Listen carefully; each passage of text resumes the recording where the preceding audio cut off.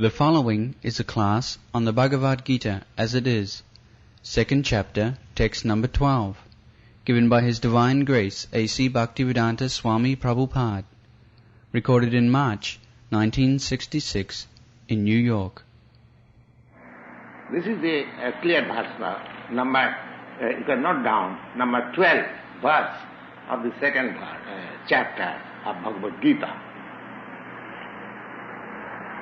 Now,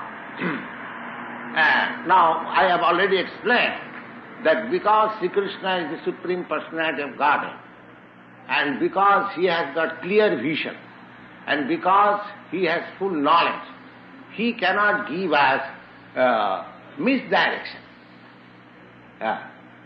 What is given, that is perfect. So we have to believe that in future, even after liberation. Now one thing we must also explain, the liberation, the conception of liberation. Now there are different 5 kinds of liberations. One of them liberation is to become one with the Lord, one with the Supreme. That is called Sajujya Mukti, to merge into the existence of the Supreme. That is also another. That is one of the 5 liberation. That is not the only liberation. That means we all individual beings, we are individual constitutionally. God is the Father or Creator or whatever, or the source of our life or source of our existence, whatever you like, you can say. So we have been created in that. Eka Bahushyam. God has become many. This is also version of the Vedas, that many, all these many, we are also God. Just like the fire diffuses its sparks. These sparks coming out of the fire, they are also parts and parcel of the fire. Similarly, we are all parts and parcels of the Supreme. He wanted to become many. He wanted to become many. So He has become many, and we are that many. So we are not different from God. We are not different from God. But because He wanted to become many, so we have become many. Now thing is, when God wanted to become many, there must be some purpose behind this. Otherwise, why did He like to become many? He was one. One without second, that's all right. But why did He become many? So that is a question one must like to put, that why God became many. That answer is that because God is a Satchidananda Vigraha, He is all pleasure, therefore without many there is no pleasure. Just like here I sit down the whole day alone, but I become more active and more pleasing when you come. Whenever we want to enjoy some pleasure, pleasure is not enjoyed alone. Pleasure is enjoyed with many. Now, God is by nature, He is Anandamaya Abhyasa. He is always full of pleasure, full of blissness. Now, if He wants to become many, He is omnipotent, He can become many. Where is the objection there? He can manifest Himself in various. Just now we quoted a verse from Brahma Samhita, Advaita, Achyuta, Anadi, Ananta Rupam.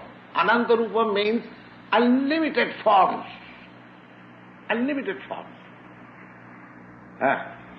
Still, they are one. In spite of becoming unlimited, that one. Just like the sun, if you put here millions of pots, water pots. In every pot you will find the sun's reflection. But that millions of reflections, sun does not mean the sun has lost his oneness. Sun is one. That is also a Vedic system, that we are a reflection like that. So anyway, these many faults of God is from the desire of God. Now, out of this, because God has got some desire, transcendental desire, to enjoy with many. He enjoys with his own energy because he is all perfect. Just like if I want to enjoy life, I want a family, I want a wife, I want children, I want friends, I want servants. So I have to think before having a wife, you see, because I am limited. So I think twice whether I am able to keep a wife, then whether I am able to maintain my children. These things are consideration. And actually, in the present society, every young man is thinking like that. You see, whenever the question of marrying is there, they think like that. But that thinking is due to our imperfectness. Because we are not all powerful, therefore we think like that. But when we give the qualification to God that He is all powerful, omnipotent, so He can maintain any number of children or any number of wives. Otherwise there is no meaning of omnipotent. So similarly, God has become many, and He has got a plan behind this thinking of many. Now, out of these many, if one wants to merge again into the existence of God, so God has no objection. God has no objection. Now, from God we have become many. Now, suppose I or you want that I don't want to keep myself as one of the many. I want to become one with you. If you like that, that is called Sajijya Mukti. So God does not deny it. All right, you merge into me. But that does not mean all other many is also merged into you. That does, because individually I want to merge into the existence of God. That does not mean all other many. Because many means not only a myself. There are millions and billions and trillions of many. So, if out of that trillion, billion, one wants to merge into the existence of God, the God has the all-powerful, why he should deny it? All right, you merge it. If you don't want to keep your individuality, if you want to merge into myself, all right, you are welcome. Jedathavan prapaddante, in the Bhagavad Gita you will find it, anyone who wants me in any way, I fulfill his desire. So, that oneness, merging into the existence of God, that is not a general rule. That is a specific instance only, that if anyone wants to merge into the existence of God, he can do that. God has no objection. But if others, that does not mean that everyone as a rule merge into the existence of God. No. There are others. Just like another example, you take it. Generally this example is given that the rivers all flow into the sea and they become one. Or the drop of the ocean water when put into the ocean, the drop of the ocean water loses its existence, is become one with thee.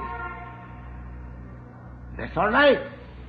Now, if you have seen the ocean, there are always millions and millions of drops coming out by the dashing of the waves. You see? That is going on continually. And some of them again falling into the water. They lose the drop existence. But that does not mean that the creation of drop is stopped. Even from that exactly. You see? And because the river water comes and submerges into the sea water, that does not mean the river, all rivers have stopped. The rivers are there. Then another example, now there are many aquatic animals within the water. They are also, now as the drop of the water emerges from the sea water and again merges into the sea water. So, that is a nice example. But these fishes, these aquatic animals, they are also born in that water. Nobody has given these aquatic animals from anywhere else. They have taken their birth from that water. They are also born of the water. Just like the drops of the water are also born of the water. Similarly, these living aquatic animals, they are also born of the water. Now, the drop of the water merges into the water and loses its existence. That does not mean there are other living entities within the water, millions and billions. They also lose their identity. They keep their identity. So, some of the living beings may merge into the existence of the God. That is called Sajujya Mrityu. But there are many millions and millions and billions of Ananta. They want to keep their existence and enjoy the association of God. That is the difference between Jnani and Bhakta. The Jnani's ultimate end is Nidbhed Brahmanusandhan. They want to become one with the Supreme. He does not, the Jnani does not want to keep himself separately from the Supreme. He wants into the merging. You mean the Jnani yogi? Jnani, yes, Jnani. Jnani, not yogi. Jnani. Jnani. Jnani means philosophers, empiric philosophers. Empiric philosophers, you see. Brahmavadi. Those who want to merge into the existence of Brahma. That they are called Jnanis. And those who meditate on God within himself, they are called yogis. This is general definition.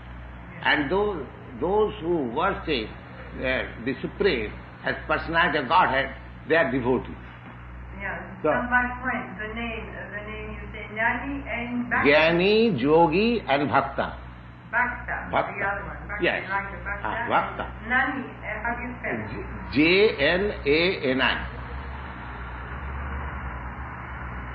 Jnani. Jnani. Jnani. The spelling is Jnani. So, the supreme truth is Brahma, Paramatma and Bhagavan. The supreme truth.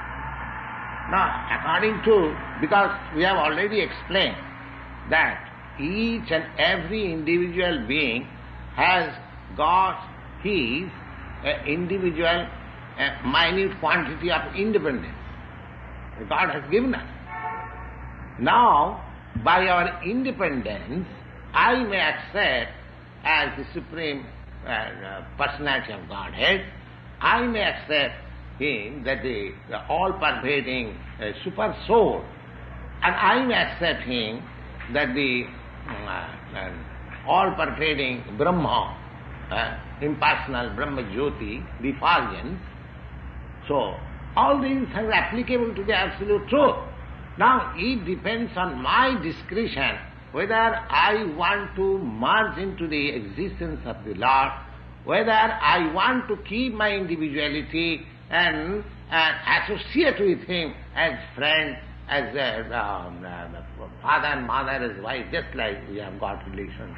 So that depends on my discretion. But now, comparatively, if we study that if we merge into the existence of God, at least in the opinion of the bhaktas, that is not acceptable. That is not acceptable.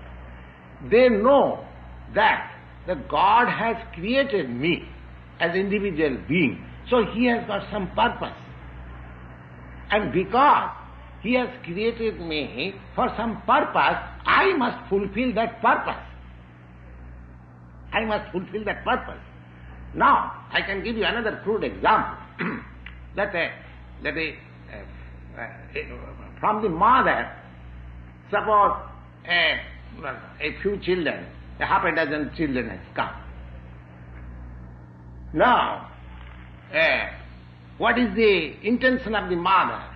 The mother or the father, mother and father same thing, who has taken the responsibility of the children, they want to be happy. Otherwise, why people are taking so much trouble whole day for maintaining their children? There is some happiness. Nobody wants to take so much trouble. But at home, because there is some happiness by seeing the children, by maintaining the children, therefore he takes so much time. Now, at the same time, the children has also some troubles of life. Now, if one of the children requests the mother, "Mother, you have given birth to me, but I find my life very troublesome. Better you again put me in your belly." Is it a good proposal? It is not at all a good proposal. That is a disappointment. Oh, the mother says, "Oh, my dear son, you are in trouble, therefore you want to come again into my village. You want to merge into my existence again." Well, the mother is unable, she cannot do that. But if such kind of request is made to the Supreme Lord, He can accept that. For Him it is not possible, impossible. All right, you want to merge into my existence, come on, I take it. But the thing is, whether the son who requests the mother or the father like that, he is sane person. The same son, the intelligent son will think, well, my father and my mother, they have brought up me, they have begotten me, they have given us our life. All right, let us serve our parents, let them be happy, our activities, so that is the natural way. So because God has created us in so many individual living entities, we are all parts and parcels, just like father and son or mother and son. Sons and are the parts of the body of the mother. We get this body from mother's body. That's a fact. Similarly, you will find in Bhagavad Gita also that this material nature is the mother and the Lord is the father. And the father is giving seed into the womb of the mother, and we have all come out from it. We have got this material body. Similar thing. Now, this point that to merge into the existence of the Supreme Lord, if it is proposed by some individual soul or individual living entity, that can be accepted by the Lord. Sajujya Mukti. That is not very difficult. But the thing is, whether we should think like that, whether it is good for us, that is my choice. If I want to merge, you follow me what I say? If I want to merge into the existence of God, just like if your son wants again to merge into your existence, because you are a human being, it is not possible for you. But it is not impossible for God. God can accept, all right, you want to merge into me. All right, come on, I accept it. So that is not impossible. So that merging into the existence of God, there is a liberation like that, but that is not the ultimate. I want to speak. Then it is liberation from its individual. Yes, but there are other individuals who may not agree with that kind of salvation or liberation. They want to keep their individuality and enjoy the Supreme Personality of Godhead's company, just like Arjuna. And in the 4th chapter, you will see that Arjuna, when Sri Krishna said to Arjuna that this system of yoga was first explained to the sun god. Now, the Arjuna inquired, how is that? You are my contemporary. How you say that you advised or instructed this yoga system to sun? That means crores and crores, millions and billions of years before. How is that? There is a very same question. Now, in that question, the Lord answered, my dear Arjuna, yourself and myself, we took birth many times, but you have forgotten. I have not forgotten. Now here, you see, that because Arjuna has taken up that transcendental bliss, that he wants to keep with the company with the Lord. So if anyone wants to keep company with the Lord, he is welcome.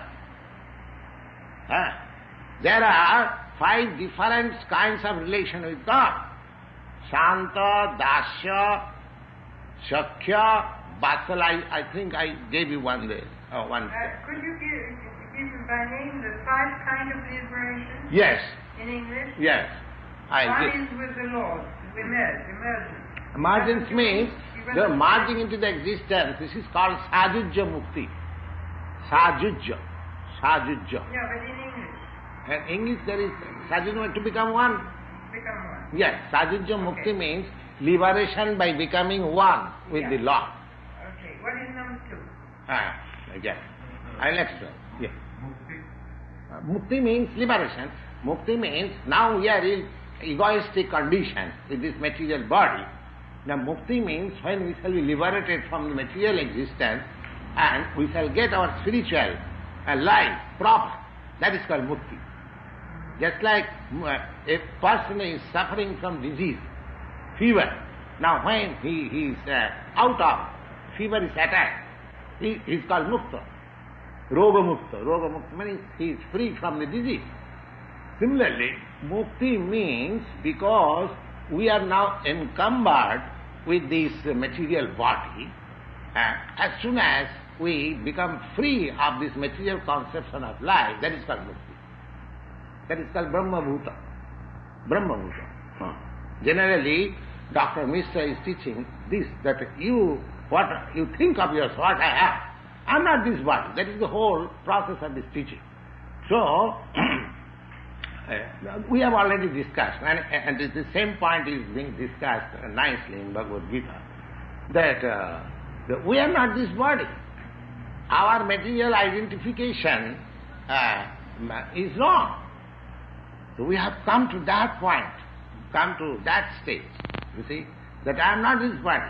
And because I am not this body, therefore, I have no connection with this world.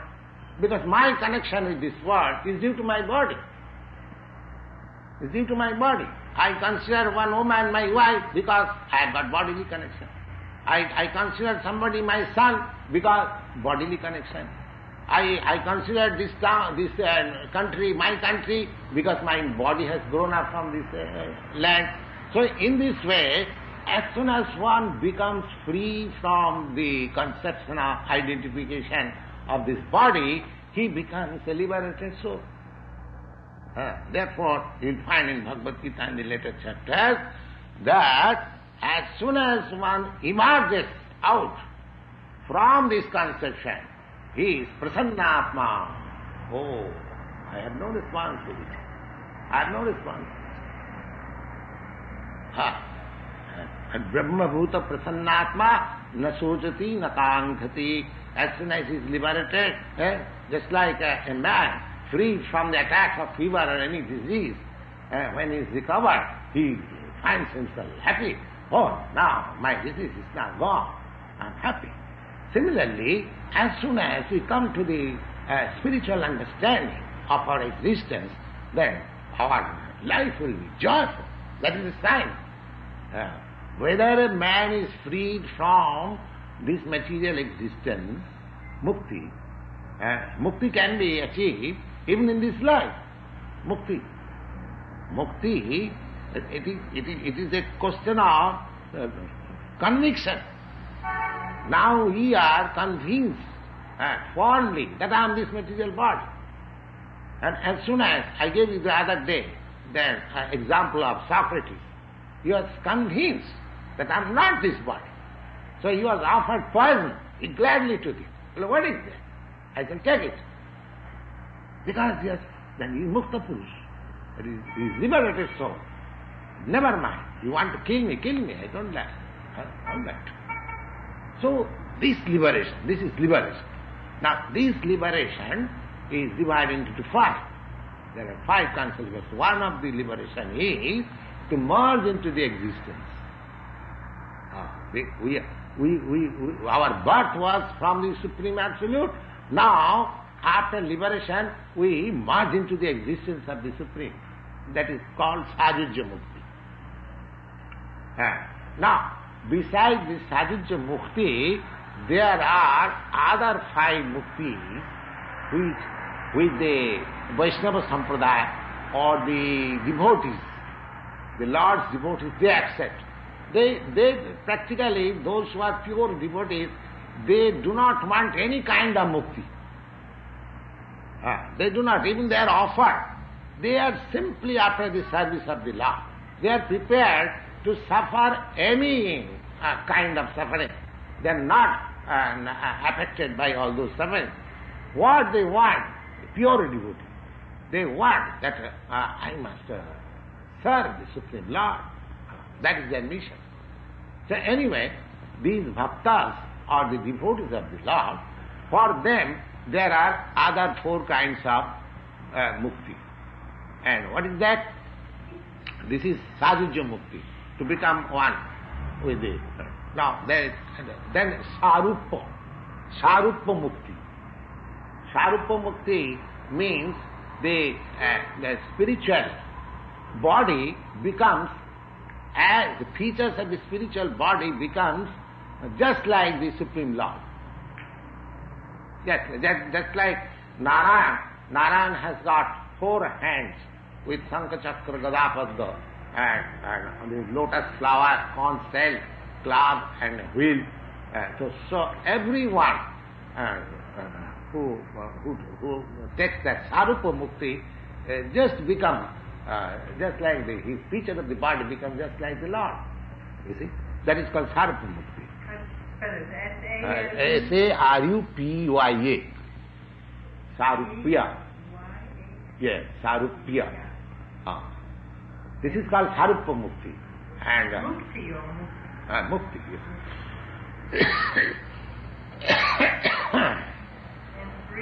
And three, there are two I have explained, Sajujya and Sarupa.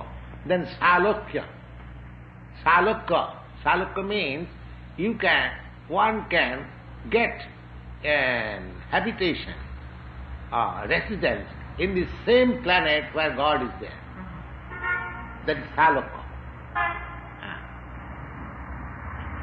And then next is Shasti. Shasti. S-A-R-S-T-I. Shasti. Shasti means to get the same opulence. I have already explained opulence. He gets all the opulences as the Lord has got. He becomes so as good as Lord. Becomes so powerful. You see, this is called Shasti. And the last is Samipya. Samipya means he is always in the company of the Lord, just like Arjuna. Arjuna is always, whenever Lord takes his incarnation, Arjuna is there. Arjuna is there. Samippa. They are never separated. Just like husband and wife, never separated. You see, or the father and the son. Of course, nowadays the question is different, but generally the family members, they all remain together. Samippa. And the father and the boys and the wife, they remain together. So there is Samippa Mukti. Samippa Mukti means to remain always as associate of the Lord. That is Samippa Mukti. So these 5 kinds of muktis are there, and the purpose is that even after liberation, the living entities, they keep their individuality. Just like as associate of the Lord, as resident of the Lord's planet, or to have the bodily features of the Lord in so many ways, and one can merge into the existence of the Lord. That is also accepted. But simply merging into the existence of God, that is not the only liberation. That is one of the liberation. But the devotees of the Lord, they do not accept such kind of. They do not want to merge. They want to enjoy the company. That is the difference between. Both of them have become liberated. Merging into the existence of God, that is also liberation. And to keep individuality and enjoy the company of the Lord, that is also liberation. Yes. Therefore, may I say that the 4 last ones are what you call the demigods. No, demigods, they are not liberated. They are not liberated? No. Demigods, they are just like delegated officers for maintaining this material existence. Just like sun. Sun is a demigod. Sun, the moon. Moon is a demigod. And what about the masters who are working? The masters who are working the... Master is the Lord. Yeah, but there are different masters of higher degree that you were calling, you were mentioning before. There are some of different degrees who are working. Yes, different degrees, just like everyone is servant of the Lord. Yeah, but that's degree, not what you call not degrees. Now suppose take for example the sun, the chief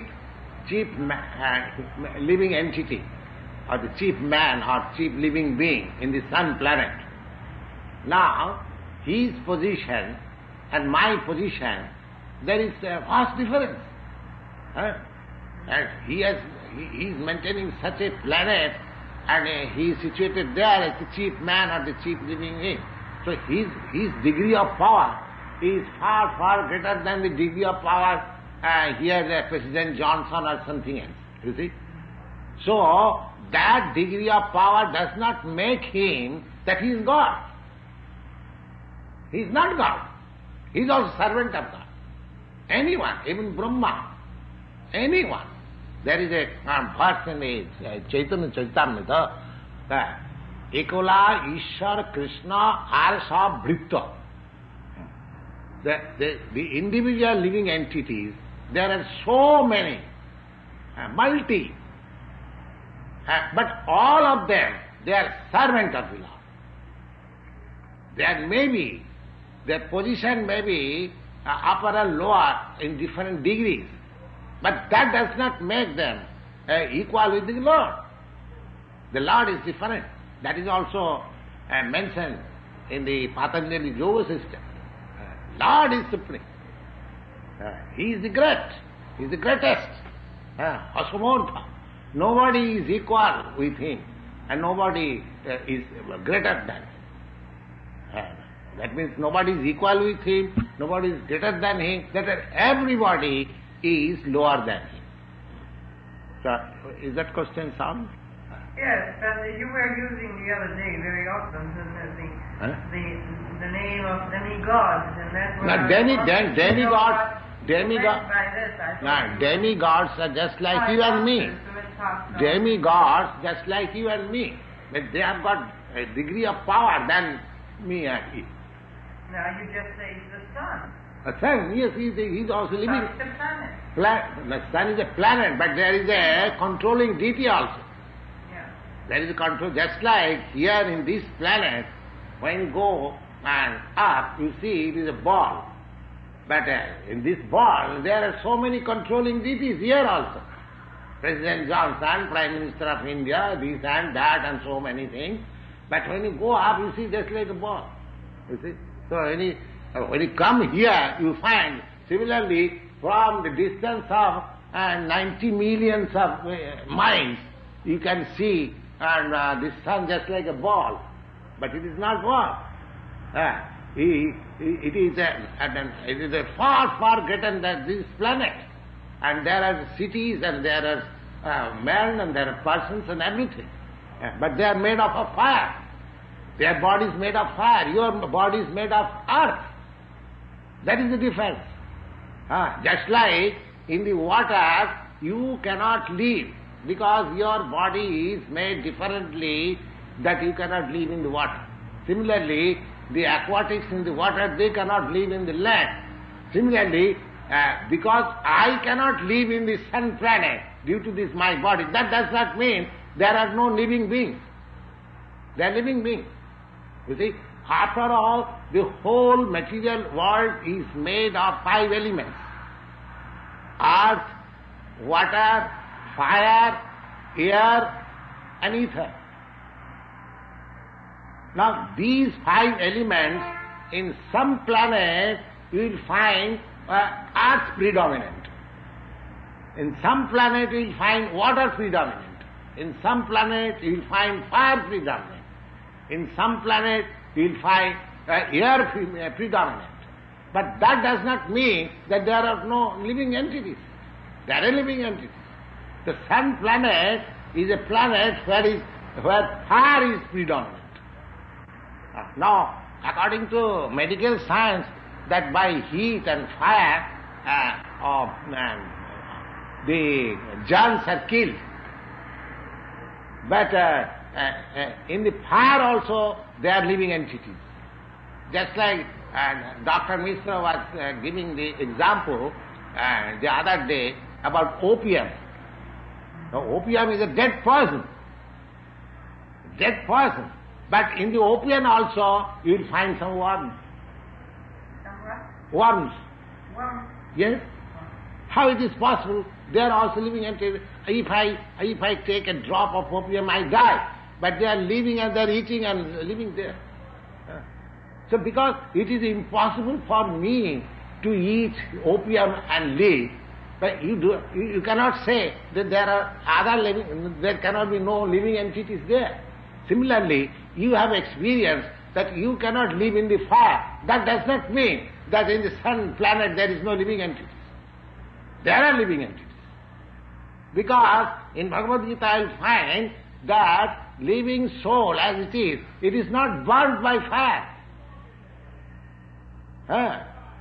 It is not burnt by fire because it is spiritual. The material elements has no power to destroy it. It is not burnt by fire. So in every planet, it is concluded that every planet there are living entities. There are intelligent beings. And because in the higher planet there are more intelligent persons, beings, they are called demigods. The demigods means they have got practically qualifications almost equal to the Supreme Lord. They have got such qualifications. And divas. And divas. Devas, that is the Sanskrit word, and real Deva means the Supreme Lord. And when you call Devas, that these Devas, they are all obedient servants of the Lord. They are very powerful. So when you become obedient devotees of the Lord, we can get such posts in the sun planet, in the moon planet, in the heaven planet, in the Brahma planet. So the devotees of the Lord, they are not losers. They get more power. for controlling power. Yeah, therefore they are called devas. Devas means those who are there are two words used in Sanskrit, devas and asuras. Asuras. Now the definition of these devas and asuras are like this: Vishnu bhakto bhavet deva asurastad viparjaya. Asurastad viparjaya. Vishnu bhakta, those who are devotees of the Lord, they are devas. This is the difference between devas. Devas and asuras does not mean that asura has got a very ugly face. No. Even a very beautiful man, he can be a asura. He can be and even a very ugly man, he can be a deva. Just like Hanuman. Hanuman was a beast. He was not even man. He was animal. He comes from the monkey species of life. But he is a great devotee of Lord Ramchandra. So he is Deva. So Vishnu Bhakta Bhavet Deva.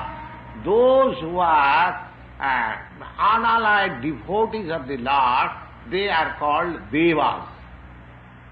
And those who are against the obedience of the Lord, they are called Asuras. Anyone. It does not mean human being or anyone. But in the higher planets, you will find all the inhabitants there, they are called great devotees of the Lord. Therefore they are called devas, demigods. And therefore they have been entrusted with the management of this material world. Just like confidential persons are given responsible posts in government, similarly, because they are devotees of the Lord, they have been awarded this post to be sun god, to be moon god, to be Indra, heavenly god, to be Brahma, like that. So many, Marichi, and so many, you see. Yes. Are we working a lot with the vibrations of music? Huh? With music? Oh yes, everything is there. So why do you think that only here in this planet everything is there and there is nothing? This is our foolishness. Just like you have never been to India.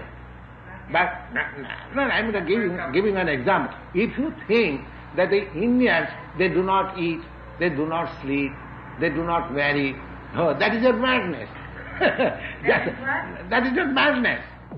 If you think that Indians do not eat, or Indian, because you have not seen them, but as soon as you know, they are also human beings like us. Just like, as for my example, when I was in India, I was thinking of America, something wonderful. Now I see here, there is not at all any difference. The only difference is that you people are fair complexion, your bodies are white, and they are colored. Or they are not so white. But there are white men also. In India you will find varieties of color, beginning from this American, European color down to the black Negro color. You will find in India. There are so many colors. So, and actually I give you my frank admission that when I was in India, I was thinking the Americans may be a different type of people, or they may be thinking in other ways, they may be so many different things. But here I see there is no difference at all. No difference at all. Only some bodily features. Even I study the pigeons, I see, the same pigeons are here playing just like Indian pigeons, and when I see the sparrow. So there is no difference. There is. There is. Besides the sparrows, the other birds, as a rule, here in America are bigger than the birds in Europe. Yes. The same kind of birds. Yes. They're bigger here. Yes. I admit that. They're stout and strong. Yeah. Yes, to the squirrel, I see. I saw the squirrel in the park. Yeah. They are also bigger. They're bigger. And that is also natural. You see, just like in African people, they are taller. They are taller than the Aryan people. Even in, you say, these black Negroes, they are taller than in American people. So, there is little difference, of course, that is. But on the primary facie, there is no difference. Similarly, in the sun planet, in the moon planet, there are also human beings like us. And they are called devas because they are highly intellectual. They are all very powerful than ourselves, and they have got different bodies and different power and everything. Otherwise, there is no question. Even great scientists like Dr. Meghnad Shah in India, he said that there is no reason to disbelieve that in other planets there is no life. How can it? Just like because you have not seen India, you cannot say, oh, there is no living being. It is vacant. So these people are going to the moon planet and they are saying it is full of dust, it is full of clay or something like that. All this foolishness, you see. That means they are not rich. Outside they take some photo and they come out. Yes, they are. They are now today on the radio, they've seen a lot of flying saucers. Yes, yes. Let them talk all nonsense. But we have got information that this moon planet is a very nice planet, you see. And the inhabitants there, they are very intelligent. And the people who perform pious work here in this planet, they are promoted to the moon planet. And it is very cold also. Just like European countries and American countries, because due to, you have come from America, European countries, people are accustomed to drink because due to the cold climate. Indians are not accustomed. But your drinking is a necessary thing in Europe. Similarly, this moon planet is so cold that they live by drinking somaras. There is a kind of liquor which is called somaras. Yes, somaras. Somaras. Somaras, here it is described in Ayurveda that somaras preparation is there. If anyone can prepare the somaras and if anyone can drink that somaras, he becomes immortal. But that means his duration of life increases. So anyway, these descriptions are there. So there are intelligent living beings there also. What kind of body? What kind of body? Your body may be different, just like your body is different from me. Yes, but with a head. That does not mean because you have got a different body, therefore you are not a living being. Or because I have got a different body from you, I am not a living being. So body, because a living soul is not the body. He might have different body. That doesn't matter. Why should we consider, identify with the body? The whole question is there. The body, you will find, and your body is different from animal body, animal is different from human body. There are so many differences of body. But the four principles of bodily wants, ahar means requiring some food stuff, and nidra, sleeping, and fearing, and mating. These four principles you will find even in the birds, in the animals, in the human being, or even the devatas or gods, or everywhere you will find these four principles. The only difference between the animal and the higher and developed consciousness, living being, is that they are God conscious. They accept the supreme law. That makes the difference between lower animals and upper. I think we should stop here.